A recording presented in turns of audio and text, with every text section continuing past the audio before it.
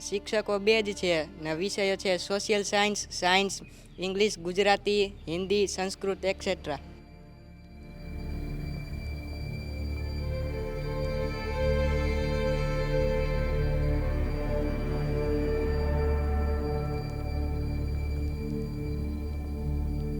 એ camera આગળ બોલવા તૈયાર નથી. ભાજપ સાથે જોડાયેલા છે અને એવું કહેવું છે કે અમે અનેકવાર રજૂઆત કરી છે બેન, પણ શાળાનું સ્ટ્રક્ચર લગભગ છેલ્લા 10 વર્ષથી નબળું પડી ગયું છે. બાજુની સ્કૂલ જો આ સ્કૂલ જ છે, અહીંયા ક્યાંય લખ્યું નથી કે આ સ્કૂલ છે એવું, પણ માધ્યમિક એટલે અહીંયા 9મા અને 10મામાં ભણતા છોકરાઓ અહીંયા ભણે છે.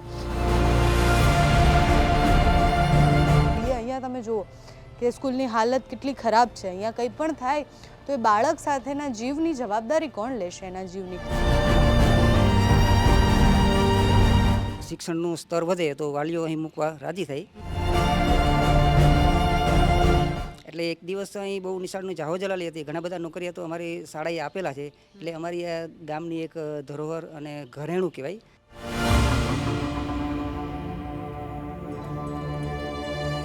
કમ્પ્યુટરનું રેરલી ભણાવે છે. ક્યારેક જ ભણાવે છે. એના શિક્ષક છે? હા છે.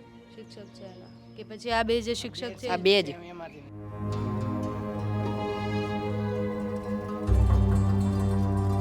બારી 2-3 તૂટેલી છે અને આવી જ રીતે ઉપર થોડોક અમુક એક રૂમમાં છે 9 તૂટેલું છે મતલબ બધું. હા.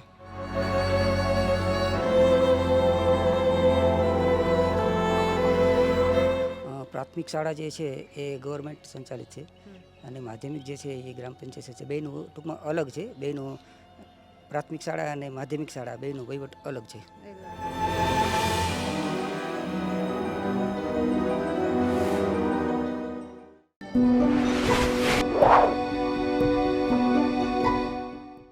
નમસ્કાર. અનીડા ગામમાં અમે આવ્યા છીએ. ગોંડલ પાસેનું ગામ છે અને આ સ્કૂલ જુઓ તમે. આ સ્કૂલ જોઈને તમને એવું થશે કે બેન ગામડામાં આટલી સરસ સ્કૂલ બની ગઈ છે તો વાંધો શું છે? પ્રાથમિક શાળા છે આ અને જોઈને બહુ જ સારું લાગ્યું કે આટલી સુંદર પ્રાથમિક શાળા. સામેની સાઈડ પણ એક પ્રાથમિક શાળા બનાવવામાં આવી છે. એટલે 1 થી 8 ધોરણ માટે સરસ મજાનો વ્યવસ્થા કરવામાં આવી છે. અહીંયા આવ્યા તો બીજા દ્રશ્ય પણ બતાવવા છે. બાજુની સ્કૂલ જુઓ આ સ્કૂલ જ છે. અહીંયા ક્યાંય લખ્યું નથી કે આ સ્કૂલ છે એવું, પણ માધ્યમિક એટલે અહીંયા 9મા અને 10મામાં ભણતા છોકરાઓ અહીંયા ભણે છે. માધ્યમિક માટે અહીંયા જે સ્કૂલ ફાળવવામાં આવી છે જૂની જ સ્કૂલ છે. એમાં કોઈ ડેવલપમેન્ટ કરાવવામાં નથી આવ્યું. જે સામાન્ય સુવિધાઓ કહેવાય સ્કૂલમાં, જે કહેવાય ને કે બાળક ભણવા આવે તો એને શું સુવિધા જોઈએ, તો સારી બેન્ચીસ જોઈએ, સારું ઇન્ફ્રાસ્ટ્રક્ચર જોઈએ. અહીંયા તમે જુઓ કે સ્કૂલની હાલત કેટલી ખરાબ છે. અહીંયા કંઈ પણ થાય તો એ બાળક સાથેના જીવની જવાબદારી કોણ લેશે? એના જીવની. પ્રાથમિક શાળા જો આટલી સુંદર બની શકતી હોય તો માધ્યમિક શાળા કેમ નથી બની? એ મોટો પ્રશ્ન છે. પંચાયત અહીંયા લાગે છે. ગ્રામ પંચાયતના જે સરપંચ છે હમણાં જ અહીંયા આવીને ગયા. જ્યારે અમે અહીંયા પહોંચ્યા તો એમને મેં પૂછ્યો સવાલ સ્વાભાવિક રીતના કે આટલી સરસ પ્રાથમિક શાળા બનાવી છે તો માધ્યમિક શાળા કેમ નથી બનાવી? તો એ કહે છે કે અમે બહુ જ રજૂઆતો કરી છે પણ છતાં કંઈ થયું નથી. એ કેમેરા આગળ બોલવા તૈયાર નથી. ભાજપ સાથે જોડાયેલા છે અને એવું કહેવું છે કે અમે અનેકવાર રજૂઆત કરી છે બેન, પણ અમારી રજૂઆત સાંભળવામાં નથી આવી. બીજો પ્રશ્ન એમને એ લાવ્યા કે અહીંયા સંખ્યા પૂરી નથી થતી. 9મું અને 10મું ધોરણ છે, એના પછી માધ્યમિક શાળા ગોંડલ જવું પડે ભણવા માટે. 10મા પછી કોઈએ ભણવું હોય તો.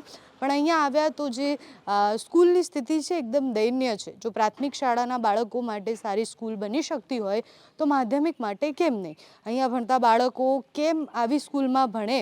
સરકાર આટલી બધી ગ્રાન્ટ આપે છે, ભણવા માટે આપે છે, શિક્ષણ પાછળ આટલા બધા પૈસા ખર્ચે છે, તો એ પૈસા જાય છે ક્યાં? આવા ગામડા સુધી પહોંચતા કેમ નથી? આ શાળામાં જે બાળકો ભણે છે એમની સાથે વાત કરવી છે. આપનું નામ શું છે? મકવાણા પ્રિન્સ શૈલેષભાઈ. અને કયા ધોરણમાં ભણો છો? 9th. 9thમાં ભણો છો. અને તમારું? બગડા નીરવ પરેશભાઈ. અને તમે કયા ધોરણમાં? 9th. 9thમાં ભણો છો. અચ્છા, તો આ સ્કૂલની હાલત પહેલેથી જ આવી છે? હા. હા. અચ્છા, તમારે કેટલા વિષયો હોય છે અને કેટલા શિક્ષકો છે અહીંયા? શિક્ષકો બે જ છે ને વિષયો છે social science, English, Gujarati, Hindi, Sanskrit et cetera. બધા જ છે. અને ભણાવવા માટે બે જ શિક્ષક છે? બે જ. અને બે જ ભણાવે છે બધા વિષય? હા, બે જ. કે પછી સ્કીપ થાય છે બધું? ના, બે જ ભણાવે છે. બે જ ભણાવે છે. પ્રિન્સિપલ છે સ્કૂલમાં? ના, પ્રિન્સિપલ નથી. છે પ્રિન્સિપલ નથી. હંસાબેન જ પ્રિન્સિપલ છે. હંસાબેન પ્રિન્સિપલ છે ને એક ટીચર છે. હા. અચ્છા, તો અહીંયા બીજી સુવિધા બેન્ચ ને એ બધું છે, ભણવા માટેની સુવિધા કેવી છે? બેન્ચ અને સ્માર્ટ ક્લાસ બોર્ડ ને છે. સ્માર્ટ ક્લાસ બોર્ડ છે, ભણાવે છે એમાં? હા, સ્માર્ટ ક્લાસ બોર્ડમાં શું ભણાવે છે એમાં? એમાં પહેલા એકવાર સમજાવે ને પછી નો સમજાય એટલે એમાં પ્રેક્ટિકલી દેખાડે ને પછી Rarely. રીતના પછી સમજાવે. રેરલી બોર્ડ ચાલુ કરે. ક્યારેક જ ચાલુ કરે. અચ્છા, અને એમાં મતલબ કયા વિષયો ભણાવે સ્માર્ટ ક્લાસમાં? બધા જ બધા જ ભણાવે. અચ્છા, કોમ્પ્યુટર છે? 4 છે ચાલુ. ચાલુ છે. પ્રેક્ટિસ કરાવે છે એમાં? ખાલી ટાઈપિંગ જ કરાવે. ટાઈપિંગ કરાવે. અચ્છા, અને 9મા ધોરણમાં શું આવે? કોમ્પ્યુટરનો કોર્સ શું છે તમારે? કમ્પ્યુટરનું રેરલી ભણાવે છે. ક્યારેક જ ભણાવે છે. એના શિક્ષક છે? હા છે.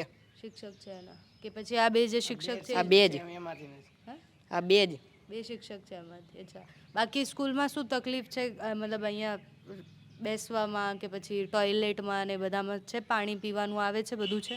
આ પાણી નથી, ઘરેથી લઈ આવી. ઘરેથી લાવો છો? નથી. નથી પાણી? ના નથી. ઓમ હે પણ પીવાનું લગભગ ક્યારેક ક્યારેક હોય છે. હા? પીવાનું પાણી ક્યારેક ક્યારેક હોય છે. અચ્છા, પીવાના પાણીની સુવિધા નથી. સંડાસ બાથરૂમ ને બધું છે અહીંયા? હા, એ છે.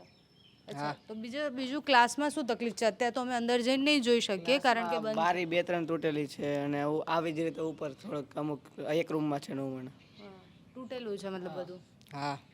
અચ્છા, અને તમારે 9 ને 10 બે જ ધોરણ અહીંયા ભણે છે? હા, 9th ને 10th. અને કેટલી સંખ્યા છે તમારે? લગભગ 30 ની આસપાસ. 30 તમે છો, અને 10મા ધોરણમાં કેટલા હશે એવું કંઈ ખ્યાલ ખરી? એ ખ્યાલ નહીં, એ એટલા જ હશે. 30 જેવા. હા, તો હવે નથી તો અત્યારે પરીક્ષા ખતમ થઈ ગઈ એટલે એ તો હવે ન હોય ને, વેકેશન એ નથી. હા, એટલે હવે તમે 10મામાં આવશો ને? હા, હા. આપનું શું નામ છે? શૈલેષભાઈ મકવાણા. અને શૈલેષભાઈ, આપનું બાળક અહીંયા ભણે છે? જી હા, કયા ધોરણમાં ભણે છે? 9મા ધોરણમાં. 9મા ધોરણમાં ભણે છે. અચ્છા, તો શૈલેષભાઈ, તમે કેટલા સમયથી આ શાળાની હાલત આવી જુઓ છો? શાળાનું સ્ટ્રક્ચર લગભગ છેલ્લા 10 વર્ષથી નબળું પડી ગયું છે. ભેજ આવવાથી ઉપરથી જે છે પાણી પડે છે, એના હિસાબે લોખંડ કટાઈ જવાથી, પોપડા પડવા અને બારી તૂટી જવાથી, વરસાદનું પાણી અંદર જવાથી જે ભણવાની હાલત થોડીક વિદ્યાર્થીઓને તકલીફ પડે છે. તકલીફ પડે છે. અચ્છા, સરપંચને કે બધાને તમે લેખિતમાં કોઈ ફરિયાદ કરી હોય કે કંઈ કર્યું છે પંચાયતમાં? પંચાયતમાં આની પહેલાં હું સદસ્ય હતો ત્યારે પણ સરપંચે ડીઓમાં ને બધે લેખિતમાં અરજી એ લોકોએ આપેલી જ છે પંચાયત તરફથી, પણ ઉપરથી જે ગ્રાન્ટ કયા કારણે નથી આવતી એનો ખ્યાલ નથી. સરપંચે એમ તો એમ મહેનત કરેલી છે. પંચાયતમાંથી ઘણીવાર લેખિત આપ્યું છે સ્ટ્રક્ચર રિપેરિંગ માટે, પણ ગ્રાન્ટ કયા કારણસર આવતી નથી એ ખ્યાલ નથી. અચ્છા, પ્રાથમિક શાળા આટલી સુંદર બનાવેલી છે, તો માધ્યમિક શાળામાં તો 2 જ ધોરણ ભણાવે છે, 9મું ને 10મું, તો કેમ નથી થતું અહીંયા? પ્રાથમિક શાળા જે છે એ ગવર્મેન્ટ સંચાલિત છે અને માધ્યમિક જે છે એ ગ્રામ પંચાયત છે. બેનું ટૂંકમાં અલગ છે. બેનું પ્રાથમિક શાળા અને માધ્યમિક શાળા બેનું વહીવટ અલગ છે. અચ્છા, તો બીજી કઈ તકલીફ છે આ શાળામાં, માધ્યમિક શાળામાં? શિક્ષકો બે જ છે, આચાર્યની ઘટ છે. પ્રવાસી શિક્ષક નિમે તો વિદ્યાર્થીઓને ભણી શકાય. દાખલા તરીકે ચિત્રકલાનો વિષય છે, આજ વખતે એમણામ જ પડ્યો રહ્યો. વાલીઓને ચિત્રકલા લેવાય થાય છે, પણ ચિત્રકલા વિષય ચાલતો નથી કારણ કે ચિત્રકલાનો શિક્ષક નથી. સમાજના શિક્ષકો પ્રવાસી શિક્ષક તરીકે આવેલા, 2-3 મહિના આવેલા ને પછી લગભગ તે કયા કારણોસર જતા રહેલા ખબર નહીં. અચ્છા, એટલે 60 જેટલા બાળકો છે પણ શિક્ષકો નથી. હા, શિક્ષકોની થોડી ઘટ છે. શિક્ષકો જો સરકાર નિમે તો વિદ્યાર્થી સારી રીતે ભણી શકે. આ નિશાળની અંદર એકવાર 10 જેવા શિક્ષકો હતા, 8 થી 10 દિવસ. ઘણા બધા નોકરી હતો, બહુ સારું શિક્ષણ હતું. બાજુના ગામમાંથી પણ અહીં વિદ્યાર્થીઓ આવતા હતા. નાના ઉંબાડા, વેજા ગામ, ડૈયા, ગુંદાળા જેવા ગામથી અહીં આવતા અને લગભગ 300ની આસપાસ અહીં વિદ્યાર્થીઓ હાઈસ્કૂલમાં જ ભણતા. અચ્છા, અહીંયા બીજી કોઈ શાળા છે માધ્યમિક? ના, માધ્યમિક શાળા એક જ છે ભણવા માટે. બાકી બધી પ્રાઇવેટ હશે? ના, પ્રાઇવેટ શિક્ષક હતી, એક પ્રાથમિક છે.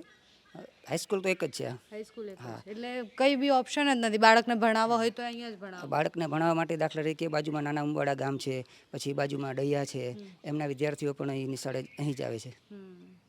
એટલે સરપંચ એવું કહે છે કે અહીંયા વિદ્યાર્થીઓ આવતા જ નથી એમ.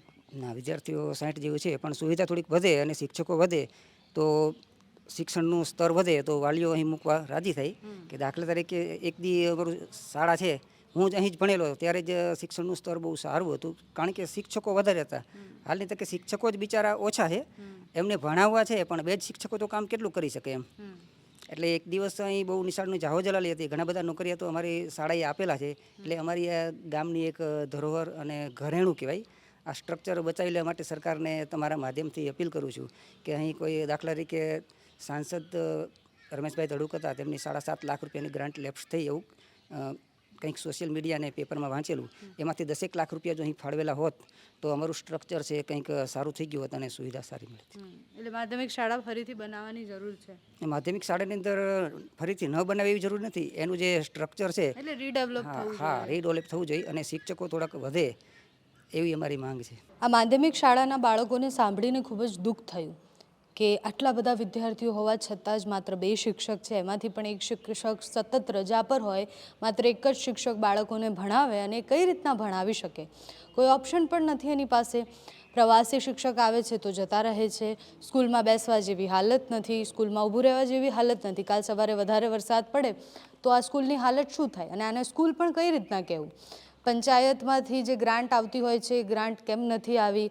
જો માધ્યમિક શાળા માટે સરકાર ગ્રાન્ટ આપે છે તો પછી જો પ્રાથમિક શાળા માટે સરકાર ગ્રાન્ટ આપે છે તો પછી માધ્યમિક શાળા કેમ નથી બની રહી? માધ્યમિક શાળામાં શિક્ષકો કેમ નથી? હવે તો આપણે જ્ઞાન સહાયક પણ લાવ્યા છીએ, અલગ અલગ યોજનાઓ લાવ્યા છીએ જેનાથી શિક્ષકો પૂરા પડે. કોઈ પણ સ્કૂલમાં બાળકો છે એ શિક્ષક વગરના ના રહે, છતાં પણ આ શાળામાં શિક્ષક જ નથી, પ્રિન્સિપલ નથી. તો શાળા કેવી રીતના ચાલે છે, કેમ ચાલે છે, મોટો પ્રશ્ન છે. અને છતાં પણ 60 જેટલા બાળકોનું ભવિષ્ય એ આ સ્કૂલ અને આ શિક્ષકો પર આધારિત છે.